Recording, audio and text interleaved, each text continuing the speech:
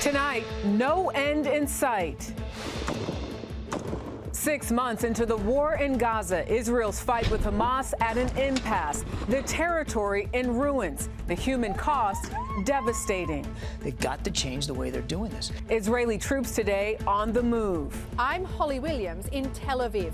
A division of Israel's military has now left the Gaza Strip. Emergency landing. A Southwest 737 loses an engine cover on takeoff. Also tonight, eclipse excitement. We're here for the eclipse. Cities and towns in the path of totality, bracing for huge crowds and sky-high prices.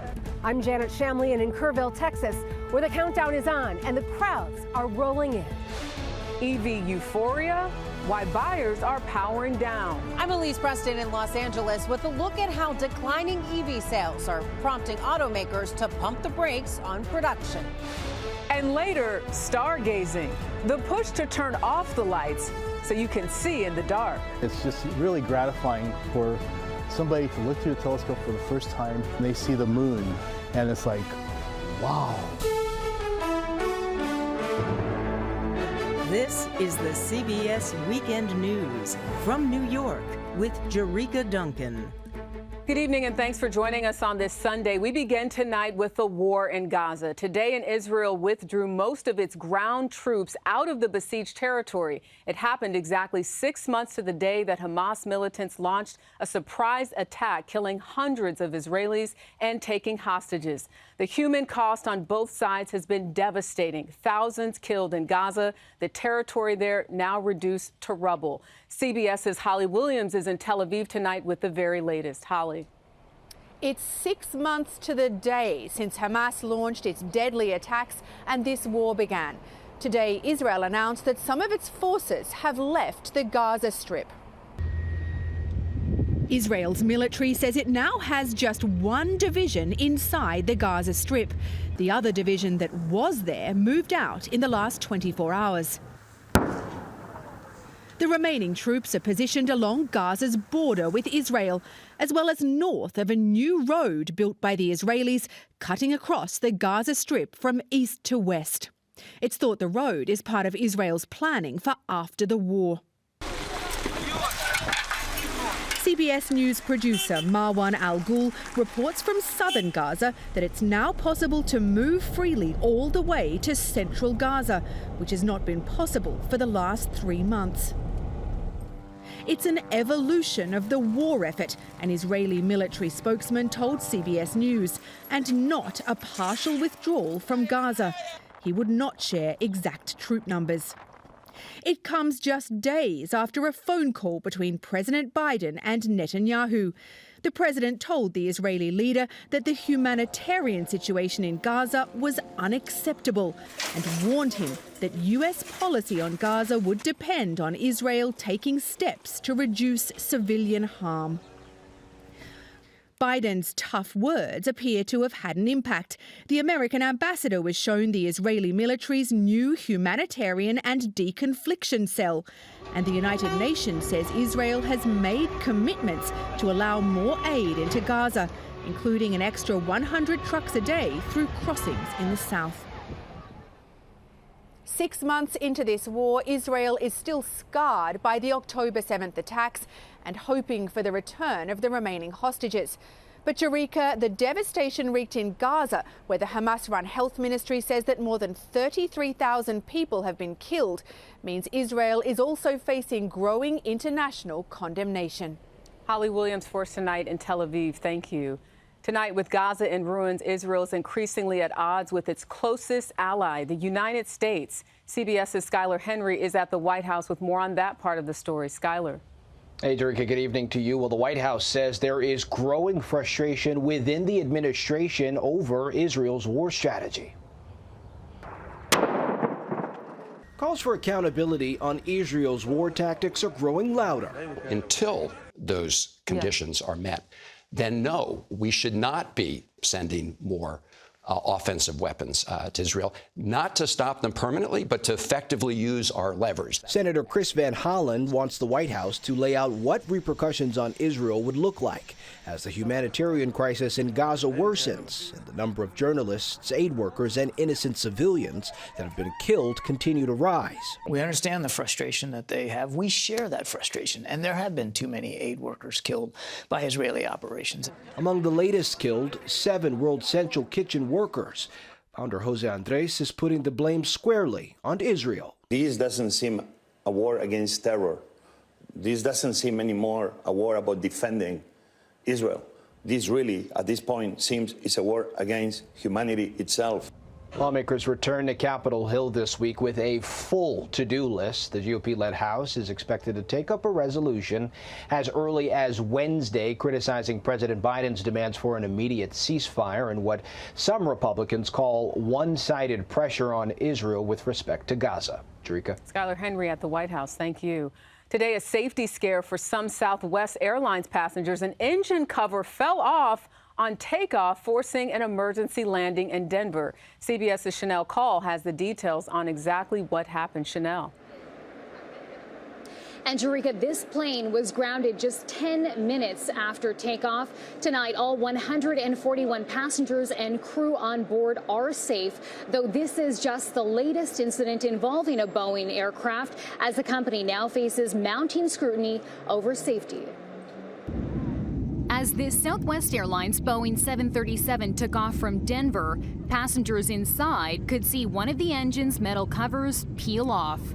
Let's go ahead and declare an emergency for Southwest 3695, and we'd like an immediate return. The FAA saying the plane's engine cover detached during takeoff, striking a wing flap. It's important to note the engine was made by CFM, not Boeing. But it comes following several recent high-profile incidents. Last month, video captured the moment a wheel fell off a United Airlines Boeing aircraft. Boeing paid $160 million to Alaska Airlines after a door panel blew out mid-flight back in January. We've got several events, but none of which seem to be related. This one this morning, more than likely a maintenance issue, despite some very scary and publicly seen events. Our aviation system in the United States is very safe. These incidents are rare. There has not been a commercial aviation disaster in the U.S. since 2009. Jerika? Yeah, important to note that. Chanel Call, thank you. Tonight, soon-to-be sky gazers are on the move across North America for a rare celestial event, a total solar eclipse. Take a look. This is the 115-mile wide path of totality, where the moon will obscure the sun's light. As you can see, hundreds of cities and smaller towns in 15 states from Texas to Maine lie right along that path. It's home to an estimated 31 million Americans. Big crowds and a lot of traffic are expected. CBS's Janet Shamlian will be among the many looking up. She's in Kerrville, Texas, with the perfect spot tonight for us. Janet. Jerika, good evening to you. They're bracing for the impact of crowds. The city of Kerrville now asking people to be in place more than 3 hours before the eclipse starts and ahead of those few minutes of darkness during totality tomorrow. Today, what we're seeing, high prices and heavy traffic. Eclipse glasses? The last-minute rush to witness history. That's why we're here. Oh, are you? Yeah, we're here from New York. Thank you. At the San Antonio airport, packed planes and high hopes. I'm very worried about the weather. I'm trying to do my no cloud dance. No cloud dance. Accommodations along the path of the eclipse are either sky high or already gone. Look at this map of sold-out Airbnb properties in red, following the path of totality. Seeing an eclipse is often a once-in-a-lifetime event. Not for you. That's correct. Not for me. I've seen 20 all over the planet, 7 continents and 6 oceans. This is like the last eclipse. Letitia Farrar will watch her 21st alongside millions of others in Texas.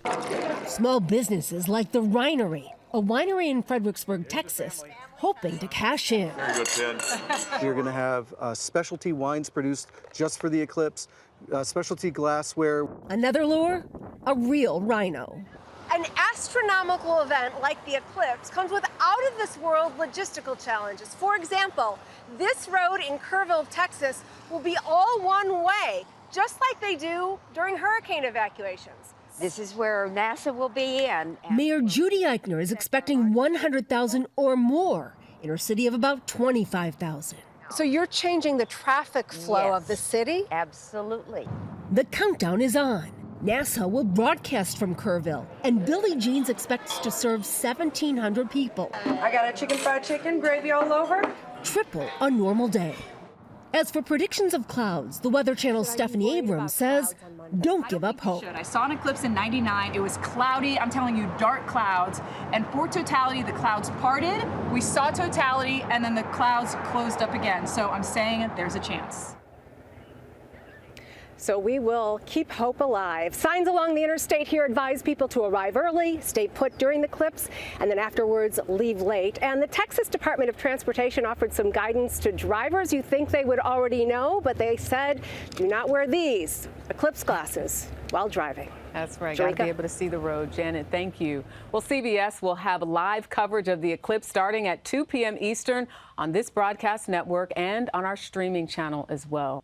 Well, on the CBS Money Watch, hybrid cars are back in the spotlight. Sales are surging as all-electric vehicle sales slow down. CBS's Elise Preston is in Los Angeles and took a drive to find out what's happening there. Elise.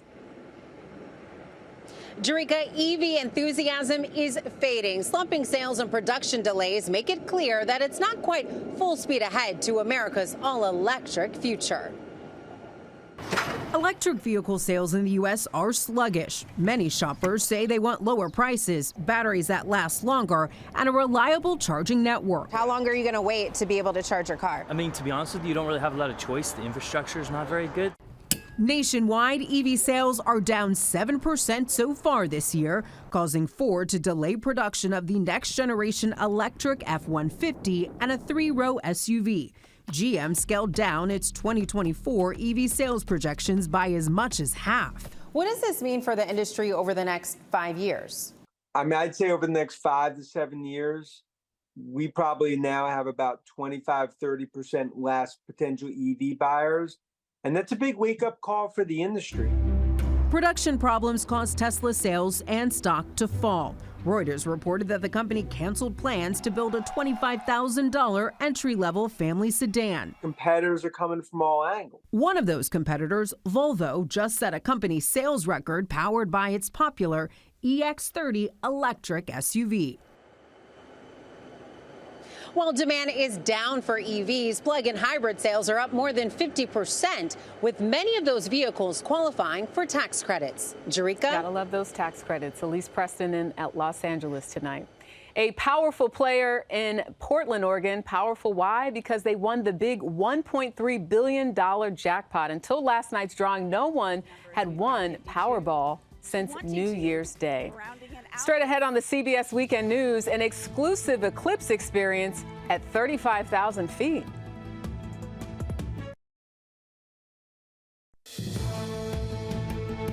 Eclipse excitement has skyrocketed ahead of tomorrow's main event, and one airline is giving passengers what they describe as a unique experience, 30,000 feet in the air. CBS's Manuel Bajorquez got a preview.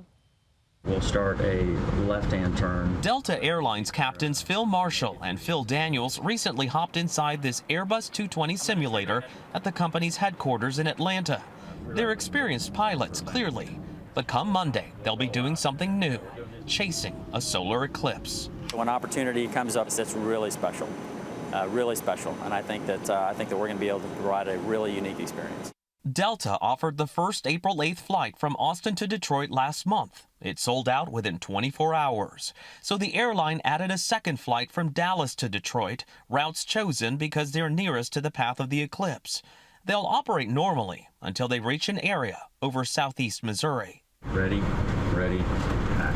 That's when, as we saw in the simulator, the captains plan to bank the plane 30 degrees once on each side to give passengers a view of the eclipse.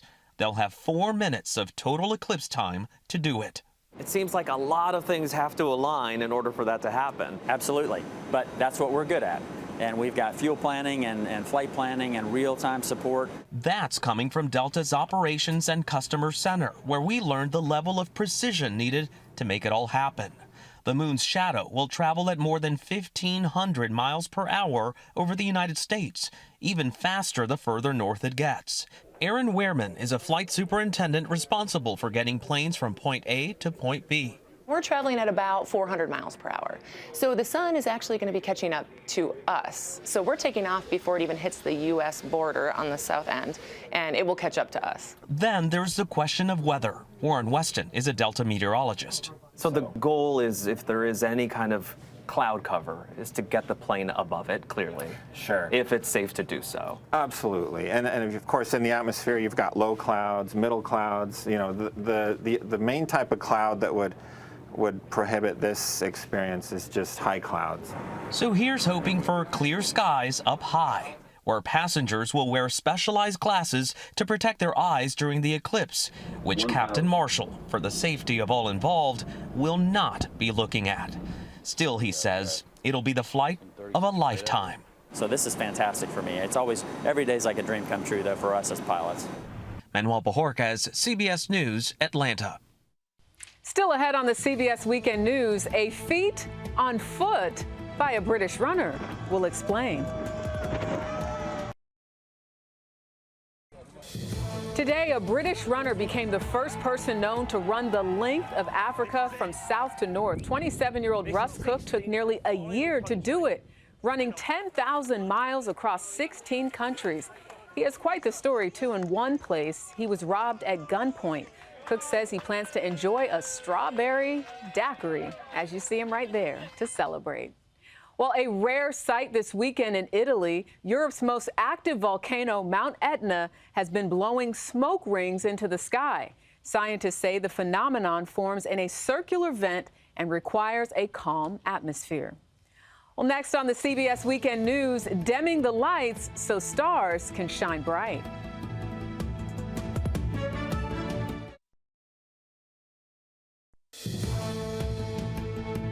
We end tonight looking up, not at an eclipse, but at our light-filled skies. In tonight's Weekend Journal, CBS's Joy Benedict in Los Angeles reports on a push to dim the brightness so that we can see the stars.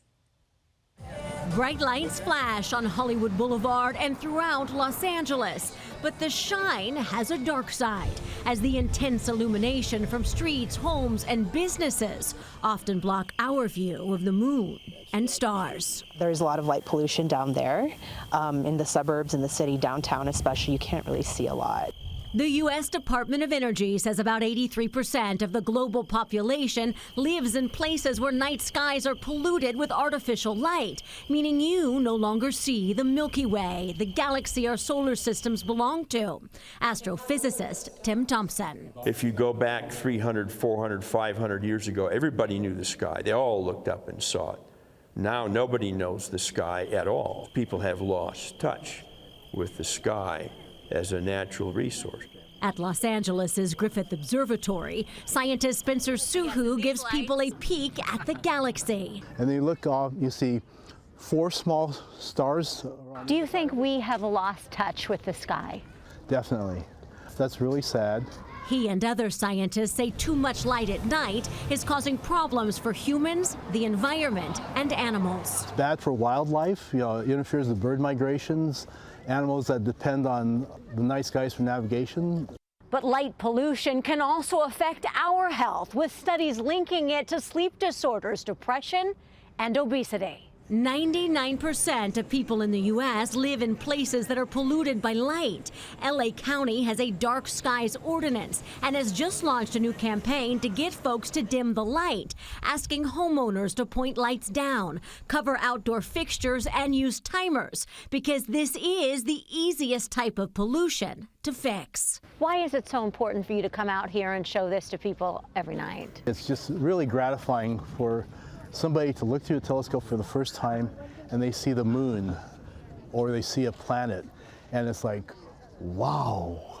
A perspective that is truly out of this world. Joy Benedict, CBS News, Los Angeles. And that is the CBS Weekend News for this Sunday. Coming up on 60 Minutes, how artificial intelligence is helping people with mental health disorders. For now, I'm Jerika Duncan in New York. We thank you so much for watching. Have a great night.